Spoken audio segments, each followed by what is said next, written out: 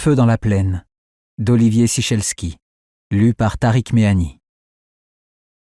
Castagnari était une sorte de baron rustique et débraillé.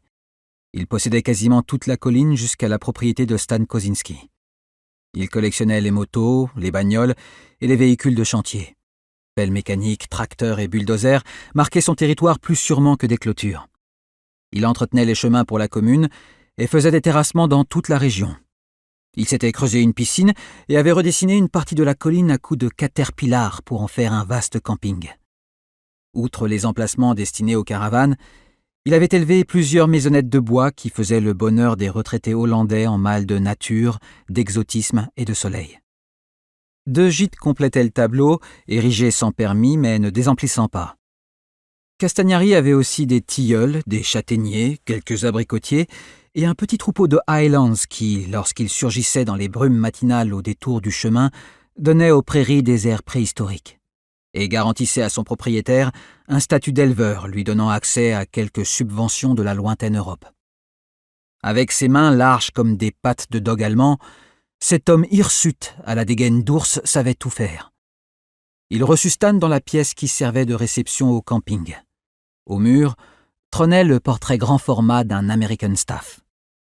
Casta saisit le regard de Stan et se crut tenu de raconter d'une drôle de voix douce qui chuintait et rebondissait sur les uns et les ans la rencontre de son chien adoré avec un perroquet perdu. C'était un genre de perruche. À mon avis, elle était arrivée en contrebande et elle s'était évadée, allez savoir comment. Stan Kozinski sentit que ça allait durer, mais il avait décidé de se montrer courtois. Un jour, mon chien est mort. Je vous passe les détails. Ça sait pas nager, ces chiens-là. Stan respira calmement.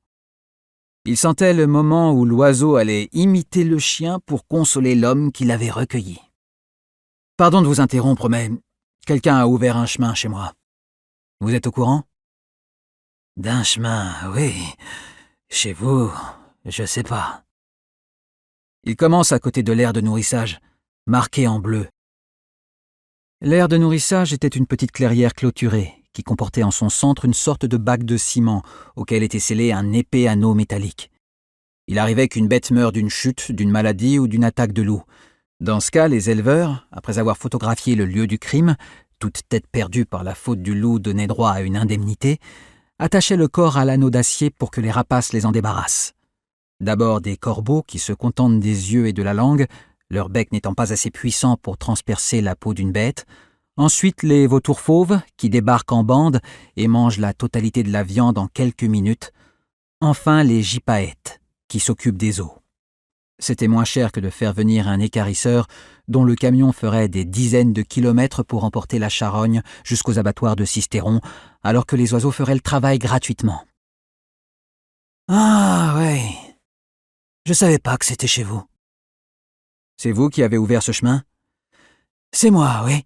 Enfin, c'est nous. J'aurais aimé que vous me demandiez la permission avant d'entrer chez moi et de couper des arbres. Oh, on n'a pas coupé grand-chose. C'est une question de principe. On a toujours fait comme ça. Eh bien, plus maintenant, si ça vous dérange pas. C'est un ancien chemin qu'on a rouvert. Il a toujours été plus ou moins là, qu'est-ce que vous voulez que je vous dise? Stan réfléchit. Je voudrais des excuses. Pardon? Des excuses. Et l'assurance que vous n'entrerez plus chez moi sans me demander. Castagnari eut un sourire. Oh, mais je fais pas ça, moi.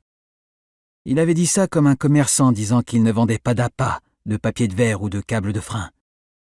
Vous ne faites pas quoi? Des excuses. Un temps. Bien. Je vous laisse réfléchir.